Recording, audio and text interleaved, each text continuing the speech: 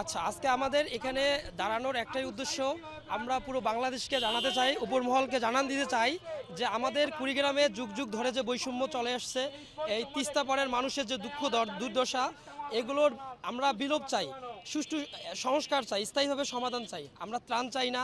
প্রতি বছর আমাদের ত্রাণের নামে আমাদের ন্যায্য দাবি থেকে আমাদেরকে বঞ্চিত করা হচ্ছে এবং আমাদের যে চাওয়া পাওয়াগুলো সেগুলো থেকে আমাদেরকে দাবায় রাখা হচ্ছে। আমরা আর ত্রাণ চাচ্ছি না, আমরা এর সুষ্ঠু সমাধান চাই। আমরা তিস্তা মহাপরিকল্পনা মহা সংস্করণ। পুরানো দিয়ে নতুন নিতে আজই চলে আসুন আপনার নিকটস্থ ওয়ালটন শোরুমে। এই দাবি জানাচ্ছি।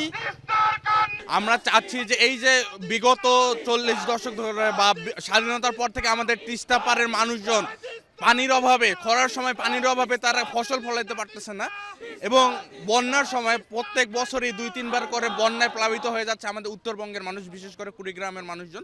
সেই জায়গা থেকে আমরা সমাধান চাচ্ছি এই সরকারের কাছ থেকে যে একটি ন্যায্য তিস্তা চুক্তির মাধ্যমে আমরা যাতে পানির ন্যায্য বন্টন বা ন্যায্য হিস্সাগুলো আমরা পাই। আসলে আমরা এখানে দাবিতে দাঁড়াইছি যে আমরা রংপুর বিভাগের সকল শিক্ষার্থী এখানে মিলিত হয়েছি একটাই কারণে। আমি ছোটবেলা থেকে যেটা দেখে আসছি যে সব সময় বন্যা যে দুর্গত মানুষ, আমার বাসা রংপুর বিভাগে হওয়া সত্ত্বেও আমাকে বন্যা ছুঁইতে পারে তখনই যখন অতিরিক্ত বন্যা হয়। তারপরেও আমি বাড়িতে থাকা অবস্থায় দেখছি যে প্রতি বছর সেই বন্যার ছোঁয়া আমাদেরকে লাগে।